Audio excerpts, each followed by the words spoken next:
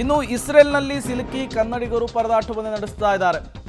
ಇರಾನ್ನಲ್ಲಿ 9 ವಿದ್ಯಾರ್ಥಿಗಳು ಸಿಲುಕಿಕೊಂಡಿದ್ದಾರೆ. ಇಸ್ರೇಲ್ನಲ್ಲಿ ಹೆಚ್ಚಿನ ಅಧ್ಯಯನ ಮಾಡುವುದಕ್ಕೋಗಿ ಕನ್ನಡಿಗರು ಲಾಕ್ ಆಗಿದ್ದಾರೆ. ಕನ್ನಡಿಗರ ಜೊತೆಗೆ ಕೇಂದ್ರ ಸಚಿವ ಎಚ್.ಡಿ. ಕುಮಾರಸ್ವಾಮಿ ಅವರು ಸಂಪರ್ಕದಲ್ಲಿದ್ದಾರಂತೆ. ವಿಡಿಯೋ ಕರೆ ಮಾಡಿ ಸುರಕ್ಷತೆಯ ಬಗ್ಗೆ ಮಾಹಿತಿಯನ್ನು ಪಡೆದಿದ್ದಾರೆ. ಸೆಂಟ್ರಲ್ ಮಿನಿಸ್ಟರ್ ಎಚ್.ಡಿ.ಕೆ ಸುರಕ್ಷಿತವಾಗಿ ಕರೆತರುವಂತಹ ಭರವಸೆಯನ್ನ ಎಚ್.ಡಿ.ಕೆ ಕೊಟ್ಟಿದ್ದಾರೆ. ವಿದೇಶಾಂಗ ಸಚಿವಾಲಯದೊಂದಿಗೆ ಚರ್ಚಿಸುವುದಾಗಿಯೂ ಕೂಡ ಎಚ್.ಡಿ. ಕುಮಾರಸ್ವಾಮಿ ಅವರು ಹೇಳಿರುವಂಥದ್ದು. ಈ ಹಿಂದೆ ಇಸ್ರೇಲ್ ವರ್ಸಸ್ ಪ್ಯಾಲೆಸ್ತೇನ್ ಆಗಿರಬಹುದು ಅಥವಾ ರಷ್ಯಾ ವರ್ಸಸ್ ಉಕ್ರೇನ್ ಯುದ್ಧ ಶುರುವಾದಾಗ ಆಗಿರಬಹುದು, ಅಲ್ಲಿರುವಂತಹ ಭಾರತೀಯರನ್ನ ಕನ್ನಡಿಗರನ್ನ ವಿಶೇಷ ವಿಮಾನದ ಮೂಲಕ ಭಾರತಕ್ಕೆ ಕರೆತರುವಂತಹ ಕೆಲಸ ಆಗಿತ್ತು. ಈಗಲೂ ಕೂಡ ಅದೇ ಕೆಲಸ ಆಗಬೇಕು.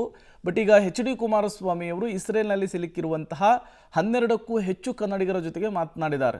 ಇವರೆಲ್ಲರೂ ಕೂಡ ರಿಸರ್ಚ್ಗೋಸ್ಕರ ಎನ್ ಜಿ ಒದವರು ಇವರೆಲ್ಲರೂ ಕೂಡ ಇಸ್ರೇಲ್ಗೆ ಹೋಗಿದ್ರು. ಈ ಸಂದರ್ಭದಲ್ಲಿ ಪರಿಸ್ಥಿತಿ ಹಿಂಗಾಗ್ಬಿಟ್ಟಿದೆ.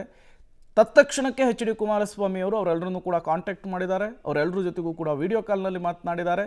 ಸುರಕ್ಷಿತವಾಗಿ ಕರೆಸಿಕೊಳ್ಳುವ ಭರವಸೆಯನ್ನು ಕೊಟ್ಟಿದ್ದಾರೆ.